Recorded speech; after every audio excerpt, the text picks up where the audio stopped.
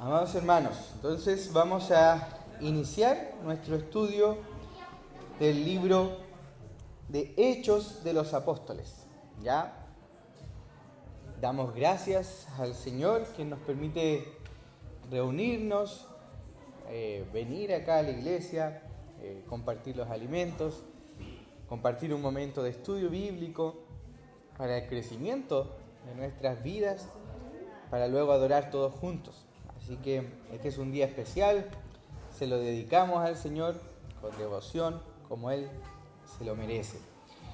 Entonces vamos a orar para que el Señor nos guíe en esta mañana. Queremos que Él alumbre nuestro entendimiento para entender las verdades que están en la Escritura. Vamos a orar, hermanos. Mejor le voy a pedir a hermano David, ¿tú puedes orar, por favor? ¿Sí? Por este estudio. Amado Dios, amado Padre, bendito. Primeramente, Señor, te damos gracias por este día, Señor, que nos has concedido. Por amor, por misericordia a nuestra vida, Señor. Queremos pedirle, Señor, en esta hora que usted sea bendiciendo a cada uno de los hermanos, sus familias, Señor, al pastor. Pueda bendecir, Señor, el estudio.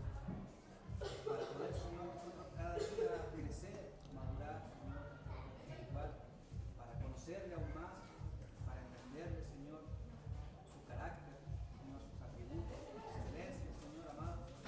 Por eso le pedimos, Dios, que usted vaya por delante de nosotros, Señor, que guíe este estudio, Señor, en el Espíritu, que lo guíe, Señor amado, pastor, que usted, Señor, le dé la sabiduría, inteligencia para poder realizarlo, Señor.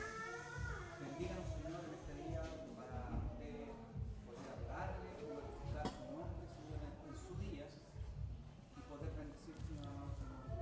Gracias le damos, Señor, nuevamente por todo lo que usted ha hecho y por todo lo que hará en nuestras vidas, Señor. En el nombre de Jesús, amén. Amén. Gracias, hermano David. Bueno, en este módulo o en esta unidad ya vimos en primer lugar un resumen del libro. ¿Ya? Este resumen se basaba en la expansión del versículo 8 del capítulo 1, ¿no es cierto? Me seréis testigos en Jerusalén, Judea, Samaria y hasta lo último de la tierra. Ese versículo se descomprime en todo el libro de Hechos, ¿ya? Entonces vimos cómo tiene esa estructura, se puede bosquejar de esa manera. También se pueden hacer otros análisis, claro está, pero este es un análisis que se desprende del mismo texto, ¿ya?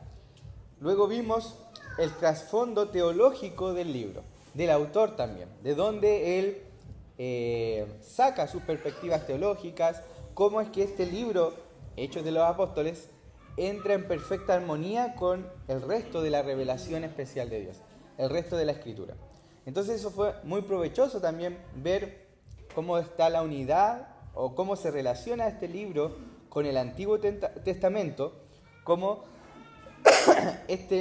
el autor Lucas describe el cumplimiento de la expectativa que había en el Antiguo Testamento, ya sea en el Evangelio en primer lugar de Lucas y después en Hechos de los Apóstoles, ¿ya?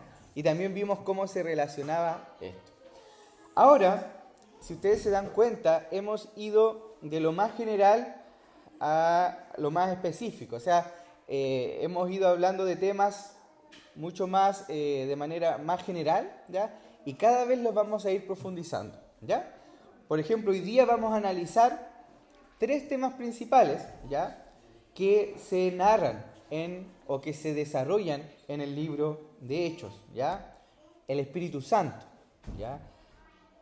El Espíritu Santo, por ejemplo, antes de Pentecostés, el día de Pentecostés, después de Pentecostés. Otro tema interesante e importante es el tema de los apóstoles, ¿ya? Cómo fue un llamado exclusivo, autoritativo de parte de Dios, cómo también fue un ministerio diverso. Y por último vamos a hablar de la iglesia, ¿ya? Cómo los apóstoles prepararon a la iglesia, la necesidad de que exista la iglesia, cómo la prepararon, y vamos a terminar con algunas conclusiones.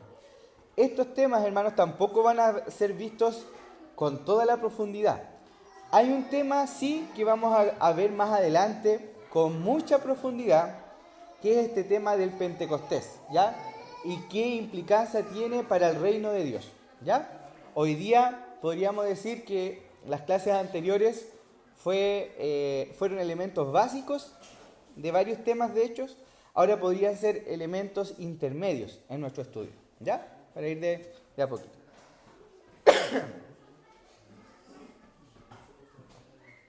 Ahora les quiero pedir que busquen, por favor, todos, por favor, ojalá en sus Biblias,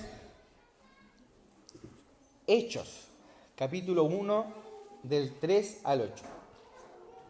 Hay un antes y un después del Pentecostés. Eso está claro, ¿ya? El Espíritu Santo, siempre, como es Dios, ¿no es cierto? Nosotros creemos en un Dios trino, Dios Padre, Dios Hijo, Dios Espíritu. No es que el Espíritu Santo recién comenzó a actuar, ¿ya? Pero hubo un antes y un después en el día de Pentecostés, ¿ya? Entonces, por eso que es bueno analizar cómo operaba el Espíritu Santo antes de Pentecostés, cómo operó ese día y cómo ha seguido operando, ¿ya? U obrando también se puede decir, ¿ya? Entonces, yo igual lo voy a proyectar aquí. Claro que sí, no sé si lo alcanzarán a leer, por eso les dije que busquen en sus Biblias. Miren, dice así: el primer relato que escribí, Teófilo, trató de todo lo que Jesús comenzó a hacer y enseñar. Eso es el Evangelio de Lucas. Hasta el día que fue recibido arriba, ascensión, después de que por el Espíritu Santo había dado instrucciones a los apóstoles que había escogido. A estos también, después de su padecimiento, se presentó vivo con muchas pruebas convincentes, apareciéndoseles durante 40 días y hablándoles de lo concerniente al reino de Dios. Esto es muy importante, hermanos, porque Jesús murió, resucitó y estuvo 40 días con ellos enseñándoles todo lo concerniente al reino. Y sabemos que el Pentecostés ocurre 50 días después de la Pascua, ¿ya? Entonces, estamos hablando de que todo en estos 50 días entre la Pascua, la muerte y el Pentecostés, los apóstoles estuvieron full capacitación, podríamos decir. 40 días el Señor enseñándoles todo lo concerniente al reino de Dios. Y noten lo que dice el versículo 4. Y reuniéndoles, les mandó que no salieran de Jerusalén, sino que esperaran la promesa del Padre, la cual les dijo: oísteis de mí. Pues Juan bautizó con agua, pero vosotros seréis bautizados con el Espíritu Santo dentro de pocos días. Quiero que noten, hermanos, la relación entre el reino de Dios y la venida del Espíritu Santo. Está claro, cuando uno lee este texto en su contexto, está muy claro que el Pentecostés está ligado al reino de Dios. No son cosas apartes, ¿ya? Eso es muy importante porque durante 40 días les estuvo enseñando lo concerniente al reino de Dios, ¿ya? Y el reino de Dios ya había llegado. Pero el día de Pentecostés iba a marcar un antes y un después en el reino de Dios, ¿ya? Y reuniéndoles... pero vosotros seréis bautizados con el Espíritu Santo dentro de pocos días. ¿Se da cuenta que no dice con el Espíritu Santo y fuego? Dice solo Espíritu Santo. Porque el bautismo en Espíritu Santo es para los creyentes. Y el bautismo en fuego es el juicio final. Entonces, nota al margen. Noten por favor el versículo 6. Dice: entonces los que estaban reunidos le preguntaron diciendo: Señor, ¿restaurarás en este tiempo el reino de Israel? Interesante pregunta. Los apóstoles han estado aprendiendo sobre el reino de Dios estos 40 días. No podríamos decir que eran ignorantes en cuanto al reino de Dios, ¿ya? No podríamos, porque ya el Señor le había abierto los ojos. ¿Se acuerdan que Jesús se apareció, les sopló para que ellos entiendan todas las cosas? Entonces no podríamos decir que ellos estaban ignorando todas las cosas. De repente se piensa que en este versículo los apóstoles seguían en su ignorancia. Claro está que sí hay una ignorancia, ¿ya? pero no es una total ignorancia. Y muchas veces se toma la respuesta de Jesús como enfocándose solo en el tema de la segunda venida. Pero hay un elemento muy importante, hermanos. Y Él les dijo: no os corresponde a vosotros saber los tiempos ni las épocas que el Padre ha fijado con su propia autoridad, pero recibiréis poder cuando el Espíritu Santo venga sobre vosotros, y me seréis testigos en Jerusalén, en toda Samaria y hasta los confines de la tierra. En otras palabras, hermanos, Jesús está predicando y le está enseñando sobre el reino. El derramamiento del Espíritu Santo o Pentecostés está relacionado con el reino. Y después, a la respuesta que los apóstoles, o a la pregunta que los apóstoles le hacen sobre la restauración de Israel, Jesús responde con el reino y el derramamiento.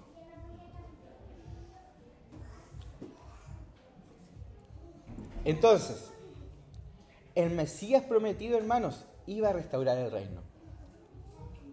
Y el reino no es otra cosa que la expansión del Evangelio hasta que Cristo regrese.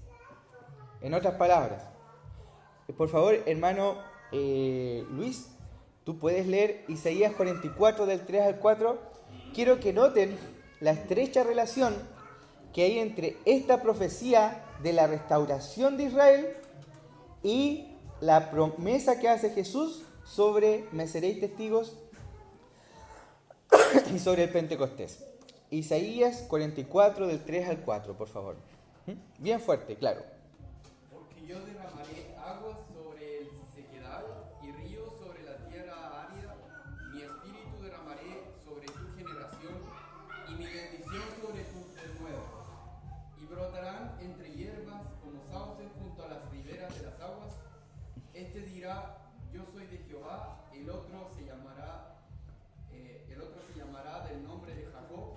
Y otro escribirá con su mano a Jehová y se apellidará con el nombre de Israel. Miren, aquí en esta profecía está hablando de la restauración de Israel. Y Jesús está diciendo que el Pentecostés, o sea, lo que está tratando de decir Lucas, con todo lo que está uniendo, es que en el Pentecostés se cumple esa restauración de Israel. Porque dice, y derramaré, y esto ocurrirá. ¿Qué ocurrió en Pentecostés? El Espíritu Santo fue derramado. Entonces, el reino de Dios, desde que vino el Espíritu Santo, iba a avanzar como nunca antes. Dios siempre ha sido rey de todo el universo. Pero, por algún motivo, en su voluntad, en su soberanía, Él permitió que esto se circunscriba a Israel principalmente. Israel se dividió, ¿no es cierto?, en dos reinos, en el reino del norte y el reino del sur. Y la expectativa profética era que se restaurara Israel a aquel reinado davídico. ¿Qué nos dice Hechos? Que Cristo es aquel Mesías, aquel hijo de David que está sentado en el trono de David y que envía al Espíritu Santo para que su reino avance. Entonces, hermanos, antes del Pentecostés no se había visto algo así. El Espíritu Santo encontramos que actuaba y actuó de muchas maneras increíbles en el Antiguo Testamento, pero hay un antes y un después. Los rabinos para aquel tiempo entonces pensaban que el cumplimiento de la profecía de la restauración de Israel se iba a cumplir solo en una ocasión. ¿Se acuerdan de lo que vimos de Juan el Bautista? Que él pensó que el ministerio de Jesús iba a ser de una sola vez un ministerio de salvación y de juicio al tiro en una, pero no. Lo que nos muestran los evangelios, lo que nos muestran Hechos, las epístolas, es que Jesús va a cumplir esto en dos etapas. Inaugura su reino cuando Él viene. Su reino avanza a través de la obra del Espíritu Santo hasta que Él venga y su obra se consuma. Eso, hermanos, es un panorama de nuestra historia. De en qué momento nosotros estamos de la historia. Estamos en un momento tremendamente importante de la historia. Un momento especial, ¿ya? Entonces, el versículo 8 vuelvo a leer, pero recibiréis poder cuando el Espíritu Santo venga, sea derramado sobre vosotros, y me seréis testigos en Jerusalén, en toda Judea y Samaria y hasta los confines de la tierra. Entonces, el Espíritu Santo, antes, hermanos, si uno quiere comparar, porque estamos haciendo esta comparación en antes de Pentecostés y después de Pentecostés, el Espíritu Santo actuaba en personas mostrándoles el testimonio que debían dar y a través de actos poderosos. Por ejemplo, Esteban, ¿puedes leer Miqueas 3:8?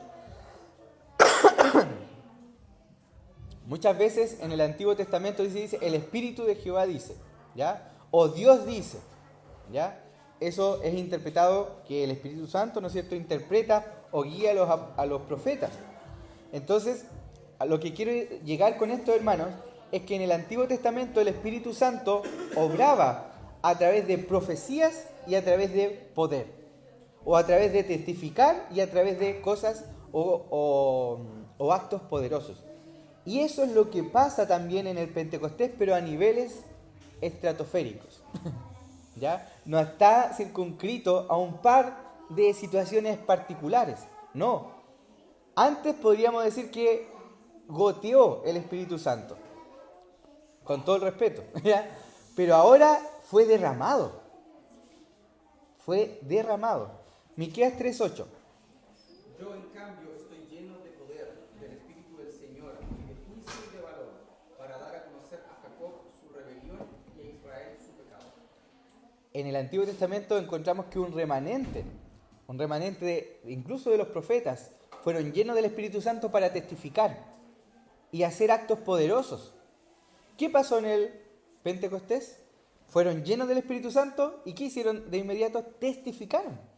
¿Y cómo Dios utilizó a los apóstoles? Con actos poderosos, milagros, prodigios, todas esas cosas. Entonces, hermanos, esa es la importancia de que antes del Pentecostés eso no existía.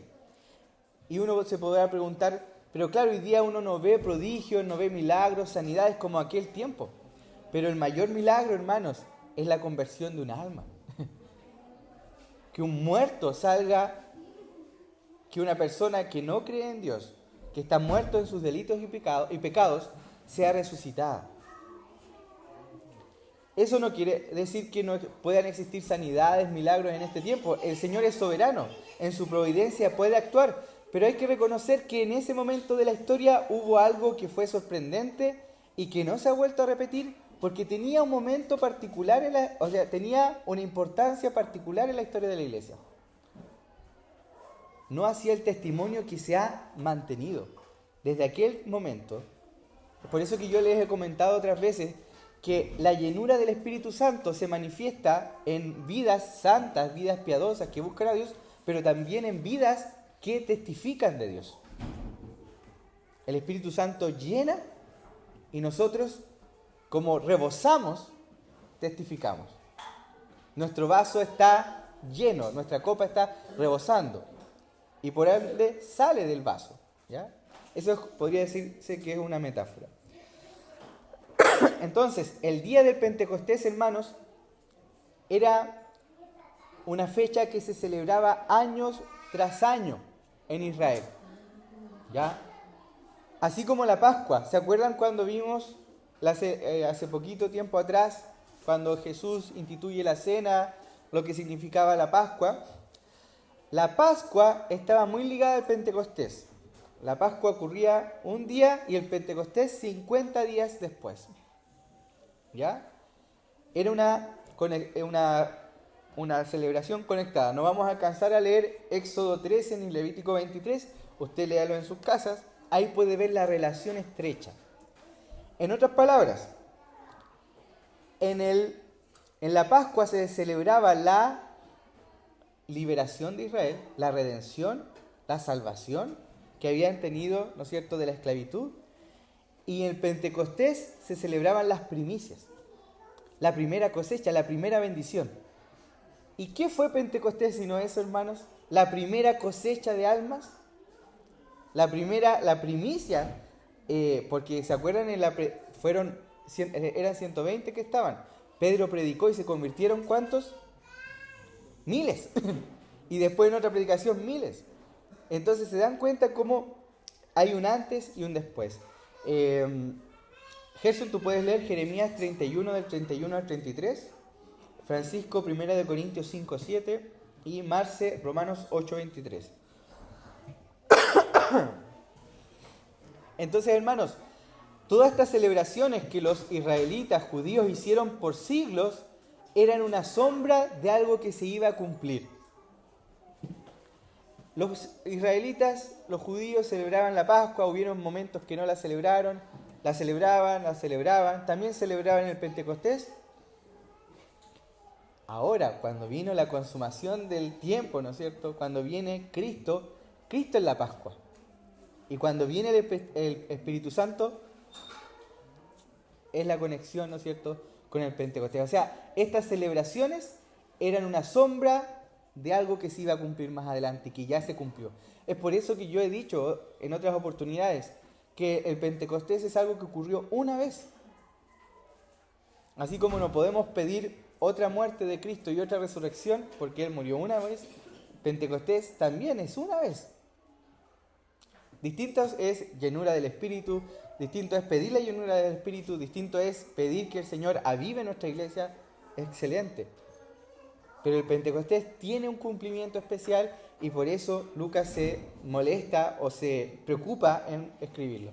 Jeremías 31 del 31 al 33. Fuerte y claro, por favor. He aquí que vienen días, dice Jehová, en los cuales haré un nuevo pacto con la casa de Israel, con la casa de Judá, no como el pacto que hice con sus padres el día que tomé su mano para sacarlos de la tierra de Egipto, porque ellos invalidaron mi pacto, aunque fui yo un marido para ellos, dice Jehová. Pero este es el pacto que haré con la casa de Israel después de aquellos días, dice Jehová. Daré mi ley en su mente y la escribiré en su corazón, y yo seré a ellos por Dios y ellos me serán por pueblo. Ya. Primera de Corintios 5, 7. Dice, limpien la levadura vieja para que sea masa nueva, así como los panes de Navidad sin levadura, porque aún Cristo nuestra Pascua ha sido sacrificado. Ya. Y Romanos 8, 23. Y los creyentes también gemimos, aunque tenemos al Espíritu de Dios en nosotros como una muestra anticipada de la gloria futura, porque anhelamos que nuestro cuerpo sea liberado del pecado y del sufrimiento. Nosotros también deseamos con una esperanza ferviente que llegue el día en que Dios nos dé todos nuestros derechos como sus hijos adoptivos, incluido el nuevo cuerpo que nos prometió. Gracias, Marcia. Aquí solamente quiero hacer el alcance de Romanos 8, 23, que hay una traducción que dice, y no solo ella, sino que también nosotros mismos que tenemos las primicias del Espíritu. ¿Se dan cuenta, hermanos? Cristo es nuestra Pascua, Cristo cumplió la Pascua. El Pentecostés, que es la fiesta de las primicias, nosotros, el Espíritu Santo ya lo cumplió. Y ahora nosotros somos las primicias. Ese pueblo, ¿no es cierto? La primera iglesia, nosotros también, hasta que, dice, y no solo ella, sino que también nosotros mismos, hablando de la tierra que gime, ¿no es cierto? Aún nosotros mismos gemimos en nuestro interior, aguardando ansiosamente la adopción como hijos, la redención de nuestro cuerpo, o sea, la consumación. Entonces, hermano, ¿en qué momento de la historia de la redención está usted? En el ya y el todavía no. El reino de Dios ya ha sido inaugurado, pero todavía no ha sido consumado. Hay cosas, ¿no es cierto? Hay un traslape entre este mundo o este siglo que se va, este mundo que ya va a acabarse y el siglo que viene, la eternidad. Esa es nuestra ubicación, nuestra posición, para que nos ubiquemos, ¿no es cierto? ¿En qué momento de la historia estamos? Para que sepamos lo que el Señor está haciendo con nosotros, lo que el Señor está haciendo con la iglesia. Es importante, hermanos, tener eso en cuenta. Entonces, aquí surge una pregunta, ¿y el don de lenguas? ¿Qué importancia tuvo el don de lenguas? ¿Y por qué? Mucho se ha debatido si este fue un milagro oral o un milagro auditivo. ¿A qué me refiero con esto? Yo me inclino, y muchos teólogos también, a que fue un milagro oral. ¿Qué quiere decir? Que las personas comenzaron a hablar en otras lenguas. O sea, literalmente, las personas sin saber un idioma empezaron a hablar en otro idioma. ¿Ya? Hay otros dicen que no, que fue un milagro auditivo, o sea que la gente habló lo que quiso y las personas que estaban escuchando, sus oídos fueron abiertos para escuchar. Pero si somos fieles al texto, por ejemplo, dice Hechos 2:4, dice, todos fueron llenos del Espíritu y comenzaron a hablar en otras lenguas. Si ustedes se fijan y aplicamos la herramienta del interlineal, y aquí dice en otras lenguas del griego glosas, y que tiene que ver con otro lenguaje. ¿Ya? Entonces, lejos que uno puede entender la otra posición, independiente de la posición que usted tome, si fue un milagro oral o un milagro auditivo, ¿cuál es la importancia del don de lenguas? ¿Cuál fue la importancia? Marcial, ¿tú puedes leer, por favor, Hechos 2, del 16 al 21, bien fuerte y claro, y después Felipe, Joel 2, del 28 al 32? Dice, sino que esto es lo que fue dicho por medio del profeta Joel, y sucederá en los últimos días, dice Dios, que derramaré de mi espíritu sobre toda carne, y vuestros hijos y vuestras hijas profetizarán, vuestros jóvenes verán visiones, y vuestros ancianos soñarán sueños, y aún sobre mis siervos y sobre mis siervas derramaré de mi espíritu en estos días y profetizarán, y mostraré prodigios arriba en el cielo y señales abajo en la tierra, sangre, fuego y columna de humo. El sol se convertirá en tinieblas y la luna en sangre, antes que venga el día grande y glorioso del Señor. Y sucederá que todo aquel que invoque el nombre del Señor será salvo. Gracias. Felipe, por favor. Dice, y sucederá que después de esto derramaré mi espíritu sobre toda carne. Sus hijos y sus hijas profetizarán, sus ancianos soñarán sueños, sus jóvenes verán visiones, y aún sobre los siervos y las siervas derramaré mi espíritu en esos días. Haré prodigios en el cielo y en la tierra, sangre, fuego y columnas de humo. El sol se convertirá en tinieblas y la luna en sangre, antes que venga el día del Señor grande y terrible. Y todo aquel que invoque el nombre del Señor será salvo, porque en el monte Sión y en Jerusalén habrá salvación, como ha dicho el Señor, y entre los sobrevivientes estarán los que el Señor llama. Ya. Esta profecía, nuevamente, hermano, está hablando de la restauración de Israel y se cumple en el Pentecostés. Eso está diciendo Pedro, eso es lo que nos transmite Lucas también. Y hablando de Israel como el pueblo de Dios, como nosotros, hermanos, nosotros somos Israel también. ¿Ya? El pueblo de Dios está compuesto tanto de judíos, israelitas, como nosotros, gentiles. Él tiene un pueblo. ¿Aló? ¿Así? ¿Un dos? ¿Un dos? ¿Un dos? Ahí sí. ¿Un dos? ¿Un dos? Ahí sí, ya. Entonces, hermanos, aparte que no hay que olvidarse que para el Pentecostés venían judíos de todas las partes del mundo conocido, por decirlo así.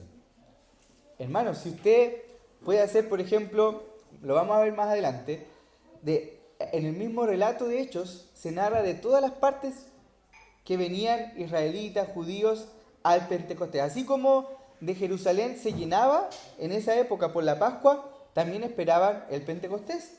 O sea, venían personas de muchos lados, donde habían aprendido a hablar en otras lenguas también. Entonces había, hermanos, un paño multifacético, muy diverso, de distintas nacionalidades, de distintos pueblos. ¿Se acuerdan de Babel? ¿Qué es lo que hace Dios en Babel? El ser humano no quiere hacer la voluntad del Señor, desobedece. En vez de expandirse, se quiere hacer un gran nombre y llegar al cielo, ¿no es cierto? Y Dios confunde las lenguas para que no lleguen a ponerse de acuerdo y lograrse con la suya. ¿Qué es lo que está mostrando Dios a través de este milagro oral, que es que gente hable en otro idioma? Que el reino de Dios no iba a tener ninguna clase de impedimento. Ni siquiera el impedimento del lenguaje, que es un gran impedimento para transmitir el Evangelio. Eso fue lo que ocurrió, y también, como dice aquí el comentarista, el Pentecostés vino como un portento de los últimos días, un tiempo de una gloriosa intervención divina para establecer los escenarios finales del reino de Dios. Entonces el Pentecostés, el don de lenguas, en ese momento tuvo una importancia, hermanos, categórica, dada por la escatología o el cumplimiento de las cosas de los tiempos finales, que debía ser así, y dada también por el avance del Evangelio a toda lengua, pueblo y nación, como el Señor había prometido. Y con la restauración de Israel, o la restauración del pueblo de Dios, que somos nosotros. Entonces, hermano, aquí esta es la pregunta que todos nos hemos hecho. ¿El don de lenguas o el Pentecostés es un hecho histórico importante para la iglesia o un modelo de santificación individual? ¿A qué me refiero con esto? ¿Todos y cada uno de los cristianos deben hablar en lenguas? Es una pregunta que mucha gente se hace. Muchos dicen, es que aquí nosotros podemos ver que en Hechos primero se convirtieron y después hablaron en lengua. Entonces así debe ser, ese debe ser el orden. Es por eso que en nuestras iglesias, dice esta gente, estos hermanos, mejor dicho, viene la gente a la iglesia, los bautizan, les enseñan y después deben hablar en lengua. No es en todos los casos. Hay distintos tipos de iglesias, ¿no es cierto? Algunos que lo dejan más opcional, otros ya que es como obligatorio. Pero incluso en los lugares opcionales igual está esa presión. ¿Cuándo va a hablar en lengua, hermanitos? Tienen que hablar en lengua. Busque más del Señor. Pero hermanos, este estudio y a la luz del cumplimiento nos muestra que el don de lengua tenía una importancia particular en ese tiempo. ¿Quiere decir que el Señor no puede seguir usando ese don? Yo creo que lo puede seguir usando. Si hay personas que hablan en otro idioma de manera milagrosa, sin saberlo, para predicar el Evangelio, amén, aleluya. Pero no es algo que todos los cristianos tengan que hacer. Hechos, hermanos, debemos tomar con cuidado las aplicaciones que queremos sacar de Hechos. Porque si estamos dispuestos a que todo lo de Hechos lo tenemos que aplicar a nuestra iglesia, tendríamos que escoger a los pastores por suerte, echarlos a la suerte, como se hizo también en Hechos. Y no estaríamos dispuestos a hacer eso.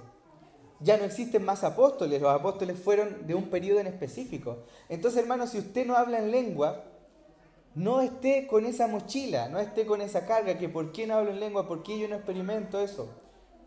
El Señor da como quiere. Y principalmente eso ya se dio, principalmente. Actualmente es algo que ya no se ve como en los tiempos del Nuevo Testamento. Que es, hermanos, y es mi posición, aunque respeto otras posiciones, el hablar en lengua es hablar en otro idioma, en otra lengua. Entonces, hay muchas personas, por ejemplo, hermanos con buenas intenciones, en una oportunidad ellos decían tener el don de lenguas. Esto lo narra John MacArthur en su libro Fuego Extraño, y narra que estos hermanos con toda la buena intención dijeron: nosotros tenemos el don de lengua, vamos a predicar a África y no nos preparemos en el idioma porque vamos a hablarle en su idioma y ellos nos van a entender. Llegaron allá y pasaron la vergüenza de sus vidas porque nadie se entendió. Porque era hablar cosas sin sentido. Bueno, ahí algunos dicen, que pueden ser lenguas angelicales. Quizás hay personas que hablan lenguas angelicales, es por eso que nadie las entiende. Bueno, ese va a ser tema para otra discusión. Hay puntos, hermanos. Lo importante es respetar los hermanos que tienen esa posición, pero lo que sí tienen que tener en claro, que el don de lenguas no es algo necesario para su salvación. No es que todos ustedes tengan que hablar en lenguas. finalmente lo que hizo el Espíritu Santo fue llenar a las personas, a los cristianos, los transformó, como leíamos lo que leyó Gerson, les dio un corazón nuevo, les puso la ley y les hace testificar. ¿Alguien quiere decir su opinión al respecto? Aquí veo a Luis que está comiéndose. ¿Quiere hablar? Adelante, Luis, por favor. ¿Quiere hablar en lengua? Ya. Y nada, respetamos a todos los hermanos. Sí. No, sí, el tema es que cuando se habla del don de lengua, como dices tú, es un tema para que se pueda entender y poder transmitir el Evangelio primeramente. Exacto. Y cuando es el tema individual, si uno va a 1 Corintios 12, Sí. como hace la ejemplificación del cuerpo, no todos somos ojos, no todos somos Exacto. manos, no todos somos pies. Entonces cada uno puede tener un don diferente. Hay otros que tienen don de enseñanza, don de Exacto. servicio. Entonces no es que el don de lengua sea algo específico. Ahora, por el hecho de lo que se relata aquí en Hechos, es como importante porque fue el momento en que el Espíritu Santo Exacto. marcó El antes y el después. el antes y el después del Espíritu Santo. Pero, claro, hay que tener cuidado con eso del tema de lengua y también no hay que ser, como dice igual Pablo, no hay que ser tampoco tan duro con las otras posiciones. Exactamente, hay que respetarlo. Históricamente la iglesia más de corte reformado ha tenido una posición más Sensacionista. Sí. pero los más duros, entre comillas, también han sido los más misericordiosos también. Exacto. Con la otra posición. Así que Sí. eso tenemos como observación. Sí. Eso, hermanos. Eso con el don de lenguas. Entonces, sí, Cristian, por favor.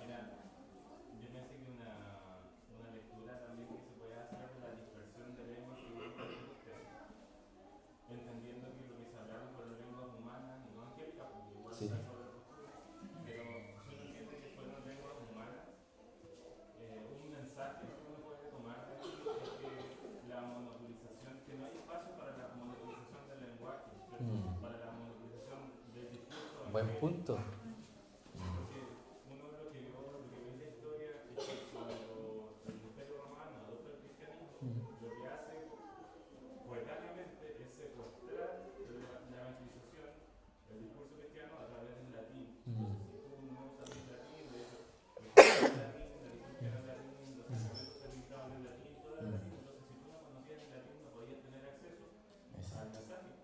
De hecho, por eso sus catedrales, por ejemplo, tenían mosaicos y esos mosaicos vitrales era lo que ellos llamaban la Biblia hablada, porque de otra manera no tenían acceso. Y la escritura tempranamente vemos que se revela eso, se revela que tú puedas secuestrar a través de un solo lenguaje y monopolizar el discurso cristiano. Exacto.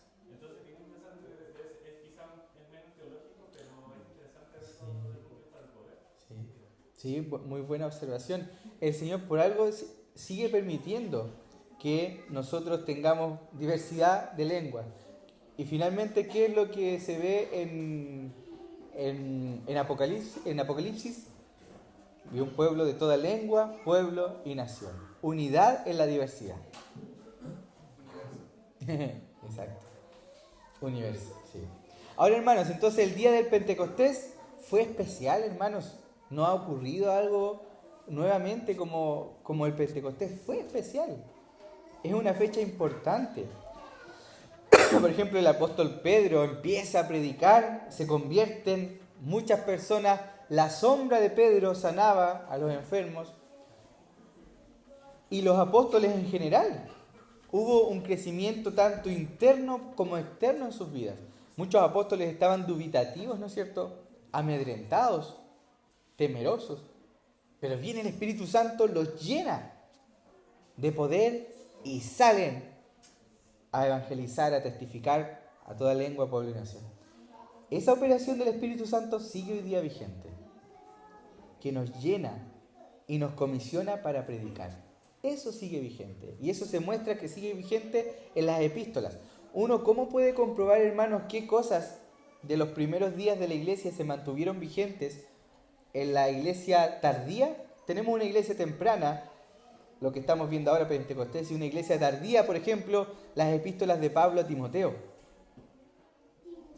¿Ya? Ahí tenemos una iglesia más tardía.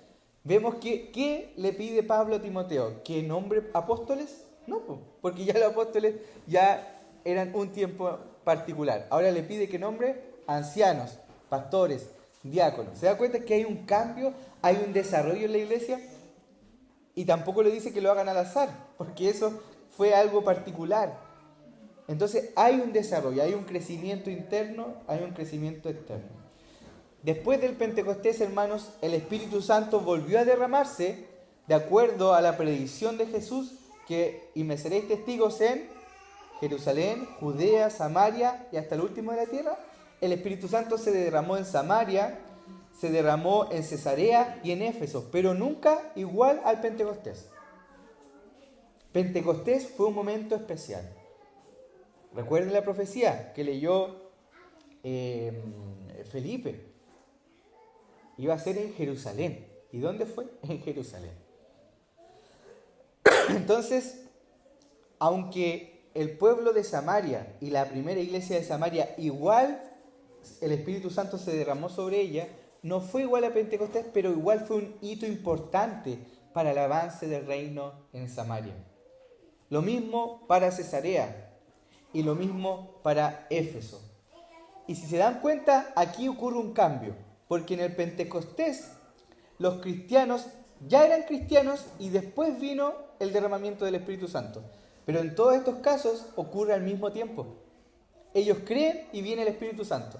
Entonces se dan cuenta cómo no se puede hacer teología de un evento, no se puede hacer una experiencia de un solo evento. Porque insisto, muchos en la teología pentecostal dicen, primero está la conversión y después está el bautismo del Espíritu Santo. Y eso es lo que viene en Pentecostés. Pero el derramamiento en Samaria, Cesarea y en Éfeso, la conversión y el bautismo del Espíritu Santo fue solo un hecho. Fue en el mismo momento. Observaciones muy importantes, hermanos, a tener en cuenta. Hasta aquí, hermanos, con respecto al Espíritu Santo, antes de Pentecostés, el día del Pentecostés y después del Pentecostés, ¿alguna pregunta, algún comentario?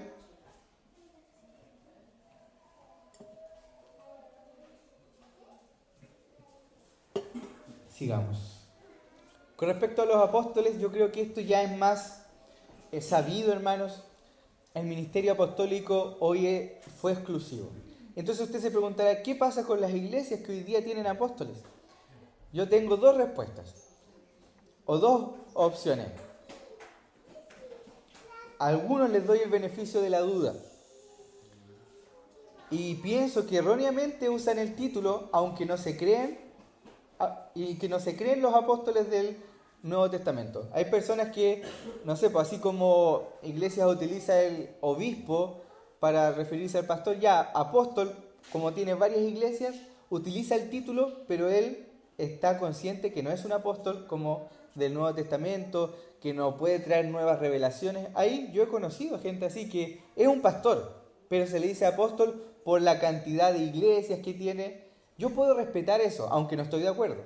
Pero hay otro caso, cuando ya están los apostolobos o apóstol, cuando estas personas son lobos vestidos de ovejas. Es el diablo mismo que está guiando a aquellas sinagogas de Satanás, como decían los apóstoles. Sí, hermanos, es así. Apóstol Guillermo Maldonado, por ejemplo. Él, según él, tiene la misma autoridad que los apóstoles del Nuevo Testamento a tal punto de traer nuevas revelaciones para la iglesia, obrar en sanidades, decretar juicios contra las personas que hablan contra él, etcétera, etcétera. Eso, hermanos, se debe rechazar, ¿ya? No es correcto. Entonces, ¿por qué? Miren, Ustedes léanlo en sus casas. Los requisitos para los apóstoles hoy día nadie los puede cumplir. Ahí están, ¿no? Mejor leámoslo. David, por favor, ¿puedes buscarlo? Hechos 1 del 21 al 26. Los requisitos para ser un apóstol ya nadie los cumple. El Señor comisionó a estos 12 y como último, como un abortivo, al apóstol Pablo. ¿Ya? Él fue la única excepción. Aunque sí el nombre apóstol o la palabra apóstol se puede traducir como enviado, también en el Nuevo Testamento se utiliza como en letras minúsculas como en letras mayúsculas, podríamos decir. Por ejemplo, Bernabé y Pablo fueron enviados, apóstoles. ¿Ya? Eso no quiere decir título. Pero cuando dice el apóstol Pedro, el apóstol Pablo, el apóstol Juan, ahí está hablando de título. Un título único para la iglesia, que no se ha vuelto a repetir. Hechos 1 del 21 al 26, por favor. Dice, es necesario pues que de estos hombres que han estado juntos con nosotros todo el tiempo que el Señor Jesús entraba y salía entre nosotros, comenzando desde el bautismo de Juan hasta el día en que de entre nosotros fuese recibido arriba. Uno se ha hecho testigo con nosotros de su resurrección. Y señalaron a dos, a José, llamado Barsabás, que tenía por sobrenombre Justo, y a Matías. Llorando dijeron, tú Señor, que conoces los corazones de todos, muestra cuál de estos dos has escogido, para que tome la parte de este ministerio y apostolado. Hasta ahí nomás. ¿Se dan cuenta, hermanos, que ahí estaban los requisitos? No hay nadie en la actualidad que los pueda cumplir. El apóstol Pablo los cumple. Entonces, hermanos, los apóstoles fueron para establecer la iglesia. Fueron los primeros testigos en llevar el evangelio. Establecieron las primeras iglesias locales. Establecieron los primeros patrones y las enseñanzas de la iglesia. Así como en una construcción el fundamento se pone una vez, asimismo los apóstoles fueron el fundamento. Cristo es la piedra angular, el fundamento base, que da unión y estructura a todo. Los apóstoles, los profetas, son el fundamento. Que hoy día, ¿cómo tenemos a los apóstoles y a los profetas? Aquí, hermanos. Aquí tenemos a los apóstoles y los profetas. Bajo la dirección del Espíritu Santo, la supervisión, este es el fundamento de la iglesia. La palabra del Señor. Entonces, fue un oficio único y hoy día y presente en el Nuevo Testamento y hoy día ya no. Eso, hermanos, no vamos a alcanzar a ver toda la clase porque ya es hora de terminar. No sé si alguien tiene alguna consulta, alguna duda, algún comentario. ¿Sí? Esto es cuando Pablo comenta de que es un abortivo, igual dice, y al último de todos me apareció a mí. Exacto. Diciendo de que él fue el último. Exacto. Está claro, ¿cierto? Está muy claro. Y lo otro es que los apóstoles no nombraron más apóstoles. Pablo nombra a ancianos, o pastores, o obispos. Ahí está claro que fue algo único. ¿Algún otro comentario, hermanos?